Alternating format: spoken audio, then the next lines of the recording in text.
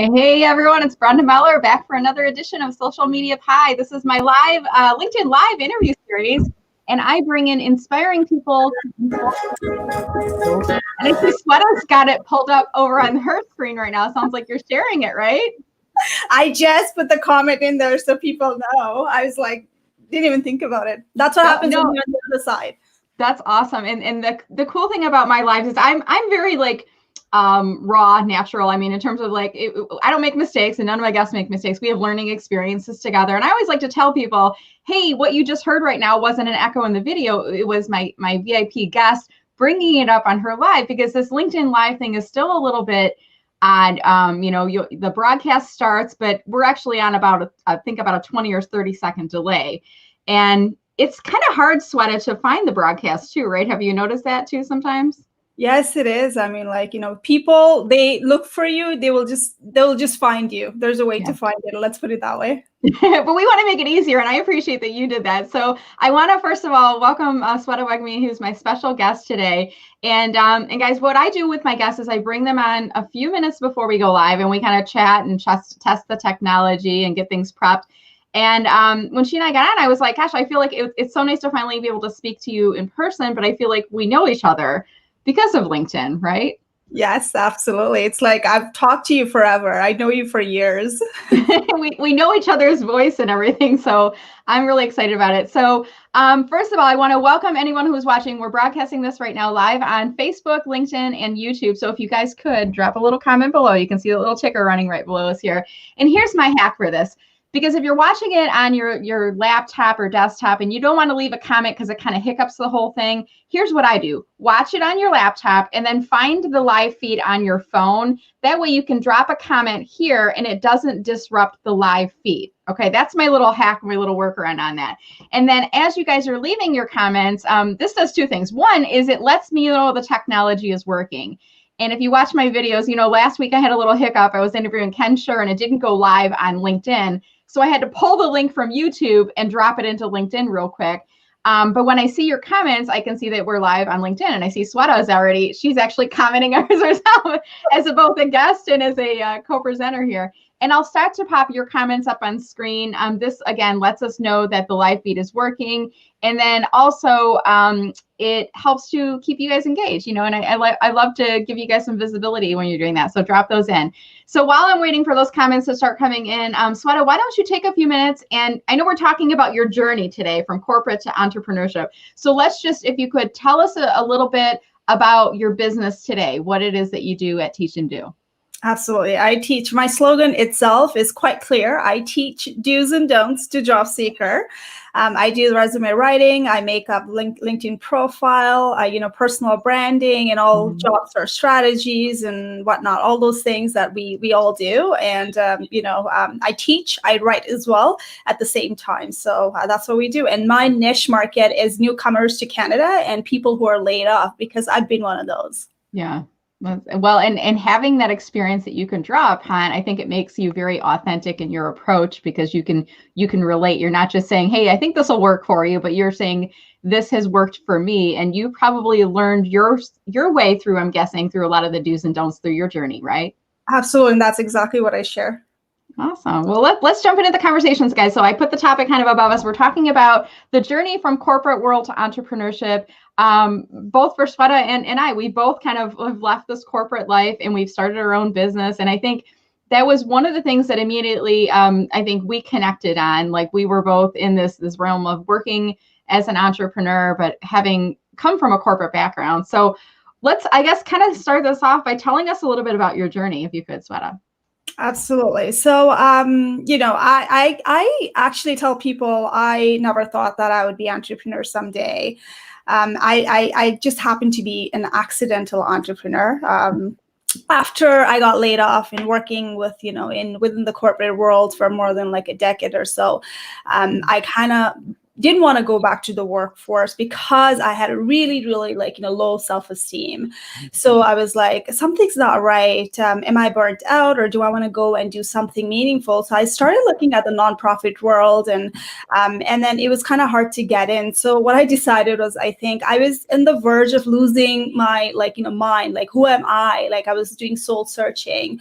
And then I started okay, what am I going to do before I go back to the corporate world? So that's when I packed I called, and me and my hubby, I have 2 kids. One is 13, one is 8. And back then, they were not even teens. So I said, okay, I really want to do something meaningful. So me and my husband agreed to it. And then I called the call center in one of the airlines. I said, can you book me in for a one-way ticket to Nepal? That's where I was born. And I said, I just want to go and see the kids that we've been sponsoring so far. There's a charity called Lakshmi Pratishthan. I was, sponsoring kids and building the house and whatnot for the marginal community out there. So I thought, you know what, I just want to go and see how are they doing. I really wanted to go out there and see it. So there was no road, nothing like that. I had to travel uphill in the mountain. And I realized, I was like, oh my God, people are looking people are living like that, right? So I think I was running away from reality because I was getting a lot of rejection going back to the workforce. So I was like, I just want to take a break. So I went there, volunteer, taught kids and raised awareness and everything, like bullying and harassment and everything I went through. And then when I came back, I was never the same person. So although that's when I developed my framework and whatnot, it started working, showing results and everything. And I went back to the leadership role. I was not myself. I didn't feel like it was a right fit for me. I didn't belong there. So one day, Friday, I packed up my bag and then I took some time off. I was doing this side hustle just to test it out in the market. And then I said, this is it. I quit. I resigned by email. Wow. And I just opened this Teachndo. And that's how my journey started. I didn't plan to be an entrepreneur at all. Yeah. It just happened because I was looking to do something really meaningful. And that's how it started. That's amazing. And did you have any regrets? Did you have any, when you were clicking that email where you're like, oh, I don't know if I can do it? Or did it feel natural for you? I mean, tell us a little bit about those feelings. Absolutely. The feeling was really taking a risk was, okay, I don't have any job. I have not even secured anything, right? I have savings to rely on and I'll be okay. I'm going to take this on. But there's the income coming in from, my partner already. So that gave me the relief of, okay, well, at least someone is paying the bill if this doesn't work out, or it's not going to work out right away, right? It's going to take a time. And I started building my brand. I started writing content on job seeker journey, my journey. How did I fail? How did I go back to the workforce? What worked for me back in those days when I was a newcomer? What worked for my husband when he was a newcomer from States, working in the Fortune companies there. And then when you land in Canada as a newcomer, no Canadian experience barrier, right? How did he, how did we deal with it as a couple? And then being laid off from the hiring world, right? I was a hiring manager. I was hiring people, newcomer and everybody. And now I am having challenges. And I was like, this is it. I'm going to go and do something meaningful, right? So I think taking a risk was, I'll do this. I'll get over with. And I've never looked back. How about you? Have you looked back?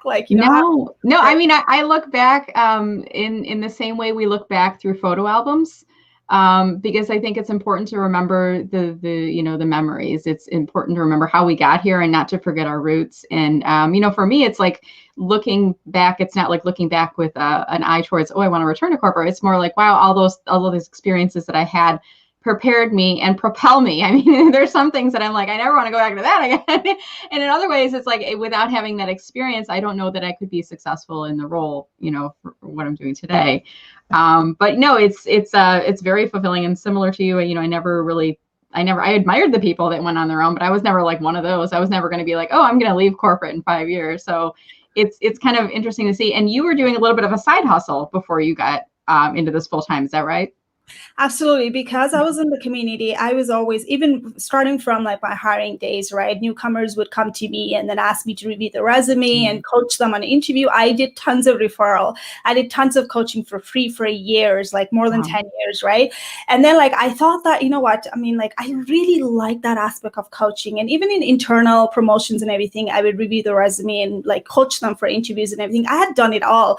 And then when I wanted to transfer my skills, I wanted to take it away from something something that I already did instead of jumping into the brand new market, and I wanted to be authentic too. I wanted to share something I've already done it, relived it, and then pass it on to someone else who really needs it, right? So it helped me out a lot. And that's probably my tips for people who wanted to jump it into the entrepreneurship, right? Take a risk, but have some transferable skills with you so nobody can kind of question your judgment as well. That's my take. Now, when people heard of you leaving corporate and starting your own business, was it like, wow, that totally makes sense? Or were they saying, wow, you're crazy. Why can you do that? I mean, what was the reaction from friends, family, people that you were going to keep in contact with? Not the naysayers maybe, but the people that you were going to keep in contact with. What was the reaction when you left corporate? It was mixed reaction. So some people are, you're crazy. People are struggling. That's a dream job you had. Why are you leaving? Yeah, right. Yeah. You're working with one of the Fortune companies in a leadership role. And you know what? Are you serious? There would be no money coming in or So there are people like that who are really extremely career oriented. I completely get them because I was on the same boat. When someone else quit for business, I was like, the person is crazy. Right. You never think it through unless you're on the same boat. And I've realized that, right? Being laid off, when somebody else was laid off, I never realized, what goes through on their mind. My husband was laid off, and for God's sake, I did not realize it until I was in the same boat, right? So I think, I get the journey because I'm in here on the other side, but before I didn't realize, so I don't blame them. They are completely right. My parents and families were like, okay, we saw, you have that skills. We've been telling you and you didn't listen, right? Yeah. I think most people who I was surrounded by, they were like, we're not surprised because we saw it. You should have done this long time ago. Yeah, they were pushing me all the time, but I didn't see it in me. It was not it's not that I couldn't do it. I was like, I am so corporate girl, on high heels and on skirt, you know what I mean? So coaching and getting things done. I never saw myself leading the company because it's not that I couldn't, but I was like, it was never me. And people saw it and people were like, okay, I'm not surprised, right? So that was the gist of it. That's awesome. And it's so interesting to think about too, when you reflect back upon it and, when you made the decision, it was probably the perfect time, right? I mean, everything had to be tipping you over to the side of this is what I want to do next. And also having no regrets, no looking back, other than to reflect upon, like I said, looking where you've been. But one thing I've learned, and tell me what you think about this, is it's not for everybody. I mean, everybody couldn't do what you and I do. This takes work. It's like getting up in the morning every day without a boss, without somebody to say, you need to be in front of your desk by this time and you can clock out at this time. And there's not a paycheck that comes in every 2 weeks, regardless if you're good or bad. You don't get a performance review. It's not for everybody. It takes a special person. Do you agree with that? Disagree? What are your thoughts? I completely agree. And I think it's, and I think it helped. I mean, you have a background in marketing, right? Because you already have that transferable skills. And there's differences, right? Because you know it all you need is that skills of juggling, multitasking. Basically, you're doing everything, right? So if you can't get that done, and you are not dependent on somebody else, right? I think that's what I've learned. That's why I've trained myself to do everything. When I started the company, I built my own website. I learned everything because I do not want any other person to just quit on me and I'm like, what am I going to do, right? So that's my strategy. And I think that relates to how I've learned is because of my dad, because my dad used to work in the banking industry and they started the side hustle and he had no clue about those side hustle and he hired people and they quit on them. Somebody ran away and then he's like, oh my God. So businesses were all the time in loss. And I think that kind of gave me that, I don't think it's going to work. This is not right, right? I think I took away the lesson from it, thinking that if I do the business, I want to do it where I'm completely comfortable. I'm not depending on someone else's role. So I can, if everyone quits on me, I should be able to run my business on my own kind of thing, right? So I think that's an approach that works for me. So what do you think, Brenda? Yeah, I want to, I'm putting this as a tip below because I'm going to, in the playback, I'll watch this again. I'll be like, oh, that was a good tip too. But tip, I agree with you. Know how to do it all as an entrepreneur. But the other side of that is know when it's time to either outsource or to ask for help. Because I'm at a phase right now and I've been trying something out with a VA firm. It's not quite working. So I've decided I'm hiring an intern, and I've hired interns before, and it'll be a paid internship. It'll be, something starting probably up in the new year. But I'm at the point where it's like I could continue to do it all on my own. I know how to do it all, but the hours on both ends are getting earlier in the morning, later at night, and I'm getting stressed, and I want to continue to grow my business and to scale it. So I'm curious for you, are you a one-woman operation, or do you have a team of people? What's your thoughts there? Absolutely. So right now, I'm running the way it's very I'm a one woman right now, but I do have part-timers, like admin people who are taking care of my email inbox and stuff like that. But I do full coaching out there. There's the other consultant who actually deals with the IT only, and this is like side hustle for him. So when the IT comes in, that person's gonna coach and whatnot, right? Especially. But right now, what happens is I hired couple of people, students as well. So in the past, when I needed help, right? HR person, when I wanted to post it, the person drafted me job descriptions and whatnot. So I don't put them on payroll, but I hire them as a freelancer. That's what I do. Okay. Yeah, and there's different variations, and I'm sharing this with you because there might be folks watching today that are thinking of, and our topic for today, I'm just going to pull it back up on screen, is the journey from corporate to entrepreneurship. And it's a bit like when you go to a graduate school, there's an MBA education, which is a business management education, and there's not really an entrepreneurship degree necessarily. It's kind of like the school of hard knocks. You go through it, you learn, and I love the fact that we're sharing and we're kind of bouncing ideas, because there's a lot of similarities in what you have to learn about how to run a business as an entrepreneur, regardless of what you're doing. And what I've heard you say so far, transferable skills. One thing you didn't really touch on, but I picked up from you, is there's a market for your services, and there's people willing to pay for it, right? Is the second element. And you're working with a lot of job seekers. So I imagine there's probably some tools and resources that you give away for free, and then there's some things that you charge for, right? Could you tell us a little bit about that? Absolutely. So, so the service, I normally do webinars, when I normally do the webinars once in a while, especially in giving back days, Thanksgiving days, or around the holiday season as a giving back. And I give away a lot of stuff, literally the stuff that my clients are paying for it as well, because and I've been into those webinars, and, as a job seeker before, and you kind of feel so excited, you go in there's nothing else to walk it away, right? So, and I want to make sure that when people walk away from my webinar, they know, how to do this, and they don't have to pay me and hire me again. And that's my, I do that. And I do sessions, workshop and stuff. And I do I do get invited as a guest speaker and everything in nonprofit employment agency, especially for newcomers as well. So I don't say no to that. I participate in every quarter or something like that. So that's giving back as well. And within the community as well, I get invited for a resume workshop and whatnot. So I do that on a nonprofit level. On a personal level, it depends. If there's a student, and they reach out to me within the community, because I am on the community, within that. So I give away free reviews and stuff, and it all depends on case by case. Yeah. But people can book you for services as well. They can pay you to do a resume review, right? I mean, what are the things that, I guess it sounds like you're doing a lot of giving back, but you have to have a business model as well. You have to stay in business, because otherwise you're gonna have to return to corporate. So what are you doing in terms of services? Is it resume review? Is it career coaching? Is it all of the above? Is it paying for courses or webinars? Where's that side of it coming from? Sure. So what I do is I customize my session. I don't like do the paid group sessions at all, because of the fact that I've been on those sessions before, and I felt like what worked for me might not work for the other one. So I have the program called One Size Does Not Fit Job Search Strategy. So that's why I customize everything in there. So resume review to resume writing courses, to LinkedIn profile makeover, to personal branding, to content writing, to everything in one course. There's job search strategy silver package, where I teach them and I partner with them closely until they get the job, right? And then there's the gold package, One Size Does Not Fit All, where I teach them, because last thing I want to do is I want to do everything for them and they don't walk away and they still need me later on in future, right? So I teach them, And it's like, you know what, I'll also do the resume writing and all those things for you, but you have to go up to the certain level for me to do that, right? There's a lot of homework and assessment, so it's all customized.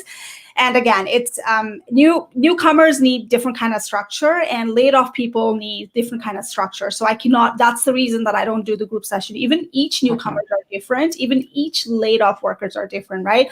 So they can go to teachndo.com and then book it from there. So my services are, yeah, perfect. So my services are not free. I charge, and I'm a consultant. I used to do that a lot, free. Then and that's not, I can't run the business model with the free services, right?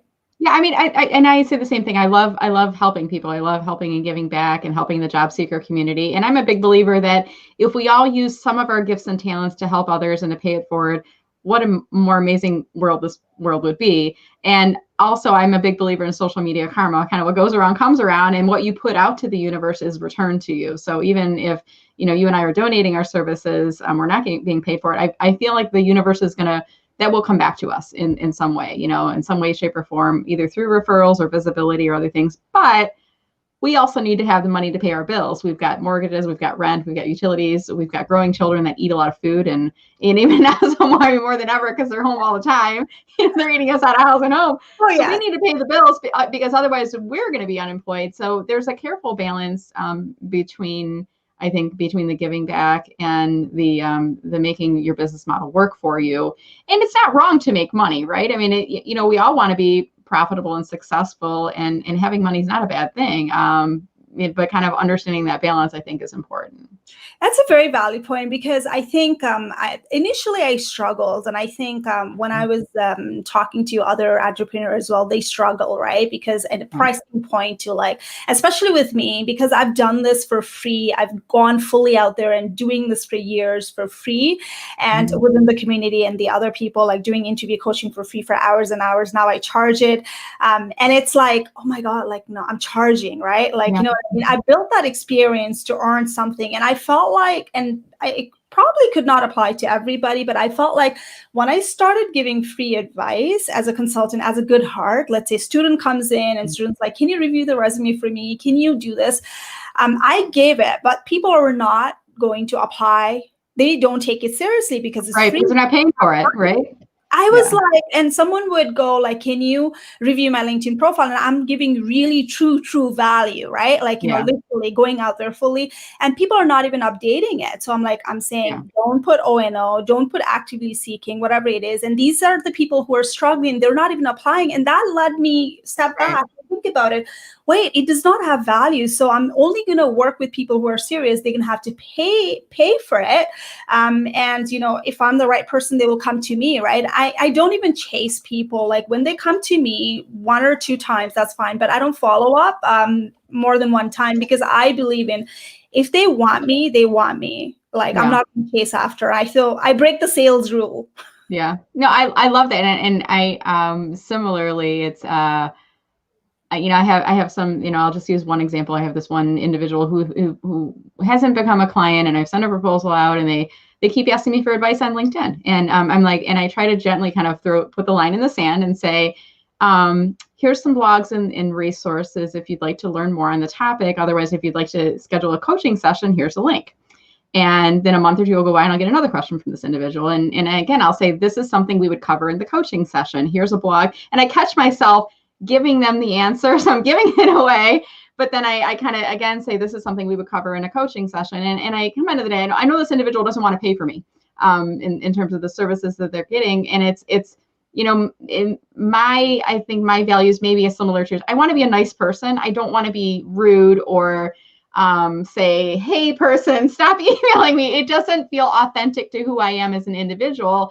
But I also feel a bit like I'm being taken advantage of, because I've tried to draw the line in the sand, and I've said, this is something that would be covered in the coaching session. And I think what I probably need to do is, the next time they email me, say, I appreciate, it seems like you understand the value I bring to you. Are you ready to book? If not, if not, what? Any advice on that, Sweta? Have you had that situation happen before, and All how the do you time. handle I this? think last year, you have a very valid point. Like last year, when I was actually literally, I started my entrepreneurship journey full time, flex on, started charging just from last year, right? And I Yeah, became extremely active because I was throwing like, away the free review, free stuff and everything. These are the same kind of people. They would be asking me to do the review for the charge, like, I would charge them. So I decided, okay, I'm very bad at saying no, because like right. I've come from that level, like giving back means so much to me and I feel guilty. So Mhm. I decided to put the program together. Like, that's how I came up with a YouTube channel on my own, to give like real authentic stuff for them. So if they really want to do it, they don't have the money to do it. I completely get it. You have resources, which is going to be really helpful. And people come back to me saying that, oh my God, because of that YouTube channel, I got interviewed, I got hired, right? So there are people out there who would do it, right?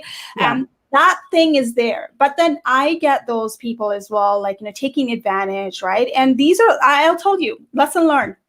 I give like my heart and soul out there, free review and everything, spend hours and hours to do the resume. These are the people, some people I know within the community, and some people like random strangers, right? Because I truly wanted to give it out there and give it to them. yeah, You ask for a review.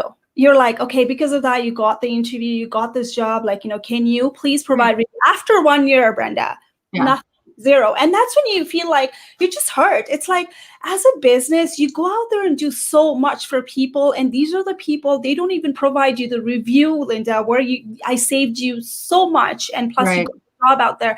And then you pick and choose. It's like, that's not me. That's how Mhm. they are. And you know Yeah, what? Karma is going to come back. Like, you know what I yeah, mean? And I'm like, okay, I did my part. But then if they're not willing to actually pay in kind, that's on them. So right. we'll keep on moving to the other ones, right? Yeah, yeah, that's true. It's kind of like focusing your energy and where you want to spend your time. I was having my conversation with my husband the other day, and he was focusing on what's happening in the world and politics and things like that. And I go, you know what? You can focus your energy here on what's not right with it and getting into conversation, or you can focus your energy here instead, which is forward and things that you can control, and friendships and relationships that we have. And I'm a big believer in that. But I think it's challenging sometimes when it's a personality trait that you have, that you want to be a good person. Yeah. And you want to be kind, and people, you want to believe that they genuinely want your help and that they'll take action. I think that's something I heard from you. Like, are they going to take action based on this? So what I've done, and I'm curious what you've developed as well, is I've developed different models. So if someone comes to me and they say, hey, I need some help with LinkedIn for my job search, I say, great. Are you looking for just some free tips, or are you looking for some coaching or a profile rewrite? And then if they say, well, it depends, what do you have? And I might say, well, you can come to my free 30-minute webinar. Or if you want, I have some additional packages. I have a 30-minute call, a 2-hour, a profile, and there's different levels. And then I might say, let's set up a call so we can kind of have the conversation. But if you're just looking for free, that's fine. Just let me know up front. Here's what I have for free. I've got my webpage, I've got my YouTube channel, I've got a 30-minute free webinar. Beyond that, and even in the 30-minute webinar, I'll tell people, if you want to work with me one-on-one, I'm happy to do so, but that's part of my business. So you have to pay me for that. So how have you evolved your business offerings similarly in terms of like making a free bucket available, and then here's the paid bucket too? Or how do you do Right, that? for sure. Glad that you asked that question. The challenges I had was exactly the same thing. People coming in, can you review my profile, right? That's not Yeah, part of my services. And the thing is, I educate them like, listen, by me reviewing the profile, it's not going to help you, because these are the information you can find on my YouTube channel and blog step by step. yeah, Because for me to actually do the good job, quality work, you need to hire me as a coach, because I can hear you. Where are you lacking? Because anyone could provide the review. Let's be honest, right? Like, I need to know who you are. Like, it takes time. So if you're being serious, then like, there's a one-on-one session. Here is it. But I totally understand. If you just want the review high level, there's a step-by-step guide. And that's exactly what I push them, blog and that. And I tell them, if that doesn't work, it's okay. You can go hire someone like me. I'm here. You don't have to come back and hire me, because, I don't right. literally. And one thing I'm really privileged about is, you know what?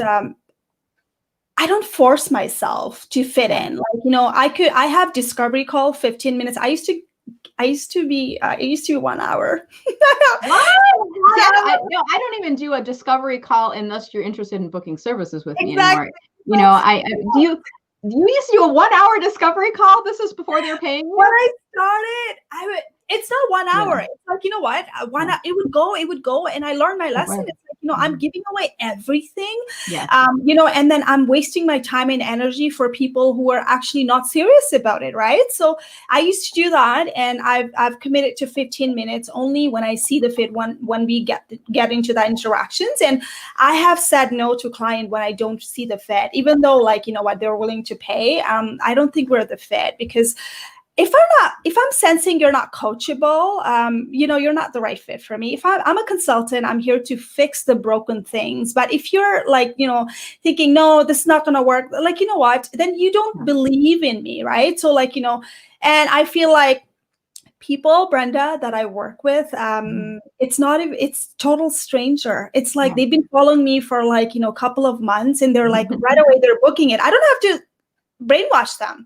I didn't even have to do the discovery call with them. And I've realized as a business person is they want your service. They're not going to ask you a bunch of things. They're going to research about you.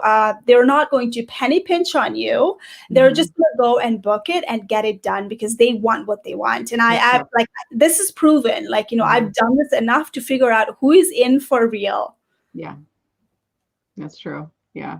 And you've got so many people following you, and I want to kind of shift gears a little bit. Your LinkedIn followers right now, and let me see if I can pull up your profile on another page right now, because you have. I've been following you for a while, and I'm trying to remember where I originally heard from you. Whoop, that's not the right one. Let me remove this from stream. Stop sharing. I have to share another screen. So hold on, guys. I'm navigating. This is like when you're piloting and you've got like 12 windows behind the screen. I'm trying to pull up the right one that's in here.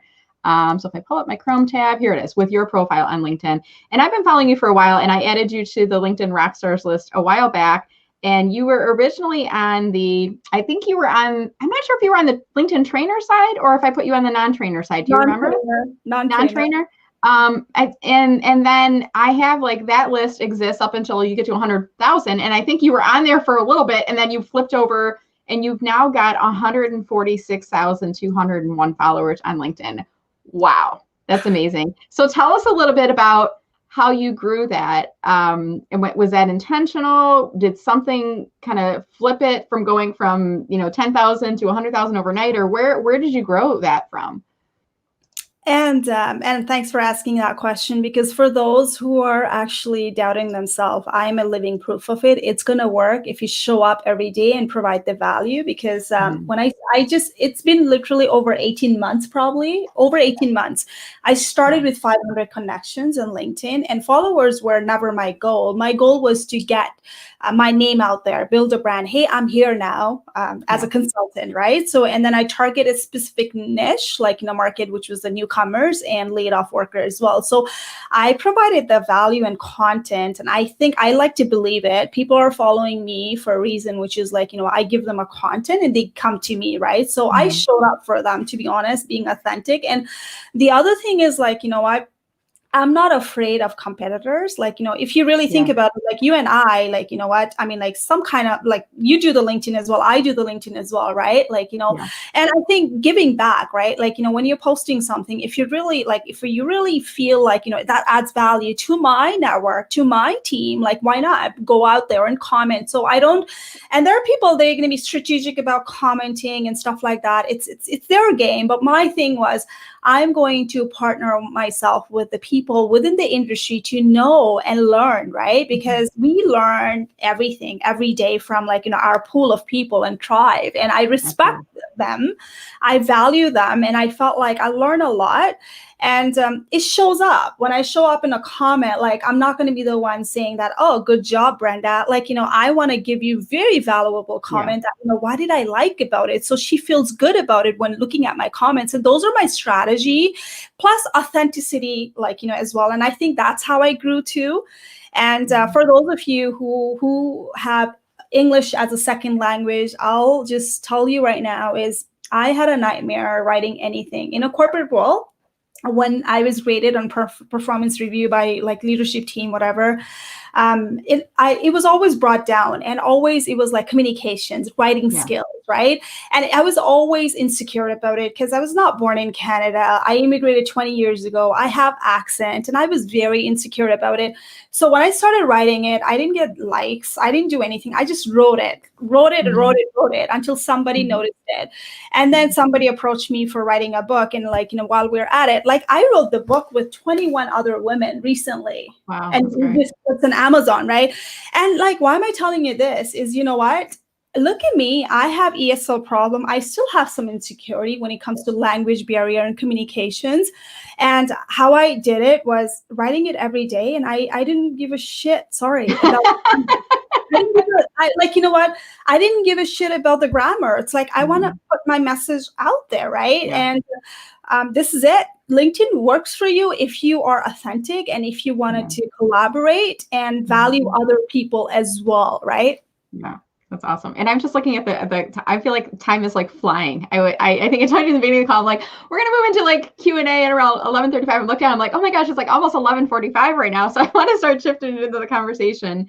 But I know you brought some photos that you wanted to show. Do you want to tell us a little bit about that while we're waiting for comments to come in? So I just need to stop my screen and see if I can reconfigure this right now. And I'll pull these up screen. And while we're waiting for this screen sharing to start, guys, I want to remind you, if you do have any questions for Sweta, please drop those in comments below because we're going to move into Q&A next. So what I'm going to do first, though, is I want to pull up this screen share. And this is a little bit of navigating back and forth here. So let me try to do a slightly different view, not that one. I think this is probably the biggest one. I can just do the photo show like this. I think that might work. So tell us, what are we looking at here, Sweta? And I think I have them in order that you sent them to me. So hopefully I got this right. No worries. No worries. So all together. So this is like where I went soul searching when I got laid off after, because I really had a very low self-esteem with a lot of rejections, not knowing who I am, what I'm good at, not having any marketing plan. So I decided to run away from reality and to the mountain in Nepal to go and volunteer. So this is where we're walking, and the picture was taken, beautiful mountain out there. I was walking to go to some tribal village to go and volunteer. There was no road. Wow, that's amazing. And then I'll just click through just to let me know if you want me to advance faster or not, but I'll click through to the next one here. So this is where it's actually the hostel I was living in there. Like there are kids in there who were all sponsored, and I have some kids as well. You're gonna see some pictures later on. So that's where it's all organic, guys. There's no road. It took me 8 to 10 hours uphill of walking. I almost got killed because there was no light and slipping through, and this is my second life, I would like to say that, right? So we went there, and everything is organic. So I'm planting things to eat for next month or so, whatever. Wow, that's so cool. All right, so then you want me to go to the next one now here? That's I'm in the class teaching kids in the government school. They only have one government school where the kids are walking for hours and hours to go and study. So the Lakshmi Pratishthan, the charity, People Foundation, they actually built the hostel so they don't have to travel. And this guy, the founder who built the hostel, was because his 2 sons died. So he was in the memory of his 2 sons, he built this hostel for these tribal people who are more known as untouchable.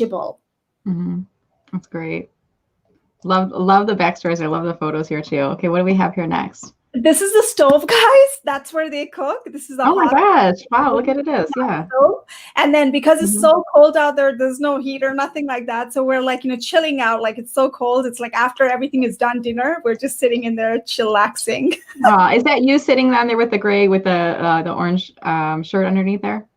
Oh yeah, so these are all So by the way, I have a guy who is Krishna Gautam watching me. He's one of the guy who actually is a son of founder, and that's a guy right there on picture on a gray jacket. Amazing guy, young guy, gave up everything to actually go and do this for his father. And he was the guy who actually did the trip with us. And I couldn't even carry water bottle, guys. I was so weak. He carried everything for me. Oh my God, this guy's amazing. That's great. Very cool. All right. So there's another, is this when you were hiking then? Yeah, this is where, like, Mhm. because we started like around 2 o'clock walking, it's almost going to be night. So you could see like the dark hitting in. It's me, him, and that girl that you see in a picture. Yeah. She came to volunteer as well from Belgium. And she was she was going through some issues, major depressions and whatnot. So she came to heal as well. So I bonded with her. She was 10 years older, like younger than me. Oh, very nice. Nice to make friendships and connections from around the world. Guys, when we talk Yeah. about medical, don't Mhm. complete it, because that's all they have in that mountain. One Wow. medical, healthcare, that's it. And it's so even hard to find Tylenol there. They have to walk 10 hours to go. So now the foundation has done this. Like, there's the medical, kit in there, but they never had it before. Wow, that's amazing. I mean, you take, I tell my kids, like, don't take things for granted, because we have a very blessed life, and we should Yeah. be very appreciative of all these things. This is where you go. Like, there's, you have to cross the river to go to hostel. So this is where Wow. we're starting. Oh, look at that. Yeah. Looks very beautiful, very scenic out there. These are my sponsor kids. Oh. That's a hostel I went there. Yeah. These are all like all grown up now. Oh, how many years ago was this? This was like 3-4 years ago. Okay. Yeah. So they're a little bigger now. These are the villagers. Yeah. That's how the condition is. They're living like that. That's their bed. Yeah. Yeah. And then last photo, I think, and then we'll move into our Q&A here. Who do we have here? That's a school that I was teaching, and these are the kids. They live in hostel as well, go to that government school. And I'm just like going and enjoying and playing with them. Oh, that's amazing. Well, thank you so much for sharing that with us. Sweta, really nice pictures, and it's always great to see a glimpse into the world outside of the world we live in too. So thank you for sharing that, and hopefully you'll be able to share a link with some of the folks that were in the photos too, and they can see the playback of this too. So what I'd like to do is we're going to shift now into Q&A. So if you have any questions for Sweta, please drop them in the comments below. And I'm going to scroll back up through our activity feed here and see, I think we have a couple of fellow LinkedIn rock stars watching us here. We got Jeff Young watching. Sorry, we're covering up our faces here. Sweta. I've had a long comment. We're doing to look over. But we do have an international audience. I saw some folks from India watching, Nepal on here as well. We have some folks from the Motor City watching. So all over the world, people watching us here today. And Julie is kind of commenting on our fee structure. It's hard to learn to discuss fees and charge people, but you're right. They're going to perceive the value that you provide as significant. So really great point. And then related to that, Veronica saying, exactly, no free work if you need to be paid, because we need to have a paycheck coming in. Yeah. Rachel has a question. This is a long question, so we're gonna have to look over top of it. Would you consider offering a pay over time service? It's not a valuing your pay, the what you're delivering, but it's more of a price point. So have you ever done, like, it sounds like almost like a payment schedule as opposed to paying fee up front? Have you ever done a payment schedule with people over time? No, I haven't. I just I want them to pay in advance and then go from there. Yeah. Yeah. Now everybody's got to figure out their pricing structure that works with them too. And I've had situations too where I haven't required a down payment, and we get to the end of the engagement, and then I'm having to chase after the client for the bill, and that's not fun either. So it's you got to figure out what works best for you. So. And then Sweta, someone is asking about connecting and asking for your email, but I think is the preferred method to follow you on LinkedIn if people want to connect with you and learn from you. Is that your preferred method, or what would you prefer? Yeah, and I think if you want to contact me with the services, you can go to teachndo.com and contact us. And if you are a job seeker and want to get the content, then I would prefer you to follow me. And then I have open messages. We can always chit chat. Okay, good. And I'm just going to pull up your website right now, teachndo.com. So is there anything you want to point out on the website for those that are interested in learning more about your services, or, popular areas of your website you want to point out to us right now? Absolutely. So I have Teachndo YouTube channel where I host as well. So if you want to see a lot of video contents, you can go there, Teachndo video. And then also blog is there. My website's going to be revamping next year. But then again, the contents are there. So I'm working on so many things in 2021 for job seekers. Isn't that always the case too? As your business evolves, you have to change your website, move to different platforms, add in products and services, take things out. It's continually evolving, isn't it? It's never like you're just done and you're set with things. Which is good. It challenges you, because I'm moving on from WordPress to Wix now. So I built this website on my own, right? So it takes a lot of time. So want to do something simple. I just moved off. I'm in the process, I should say, of moving off of Wix to Kajabi. So that's kind of the next level up. So Kajabi is a really great platform if you're doing a lot of courses and on-demand and memberships and things like that. And I've been doing a lot in that direction. And it was actually Mark Struczewski who recommended that site to me. But it's a higher price point, but if it makes sense, if you're using funnels and email systems and all these other things, it's worth the investment is what I'm finding. But really great conversation here today, Sweta. I just want to thank you so much for joining. And I want to give you the opportunity for any final comments, anything you're working on you want to tell us about, or anything else we didn't get a chance to talk about today. No, you've covered pretty much everything. So thank you for inviting. And there are a lot of questions. And Jeff, thank you. That means a lot. Namaste is, namaste is namaste. That's one of the Nepalese things to say hi and hello. So I love it whenever I see that namaste thing. For those people who are watching me right now, and if you have any insecurity, I would like you to take a look at me. And, if I can do it, you can do it. It's not about followers when it comes to LinkedIn, obviously, because followers do not pay your bills. I've learned that. It's about building that right connections, right relationship on LinkedIn. Go learn it.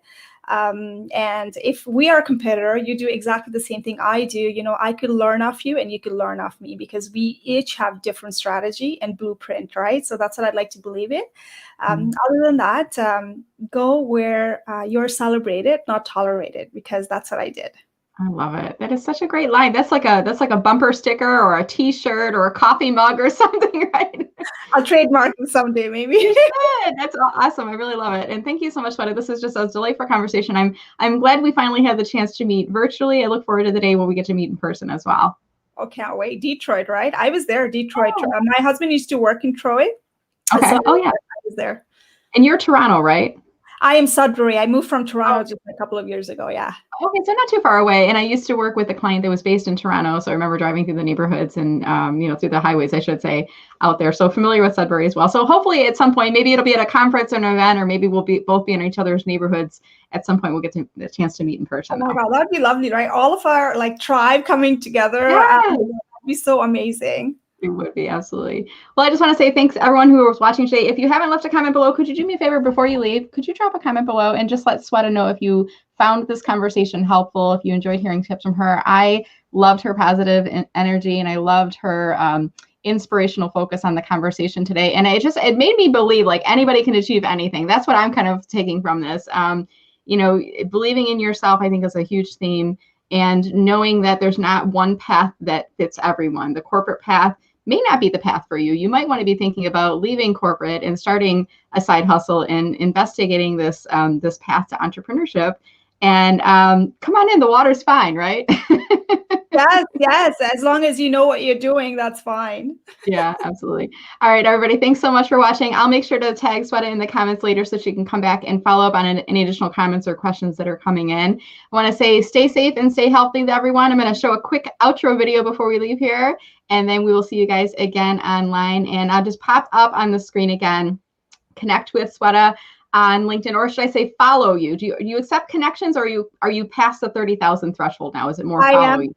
I'm past, yeah. Okay. So when you go to her profile, you're not going to see a connect button. You'll have to click on follow to watch her updates, and then definitely check out her website as well. And we'll look forward to seeing you guys later online. Take care, everybody. Stay safe and stay healthy. Everybody, thank you. Now I need to find my video. Hold on just one second.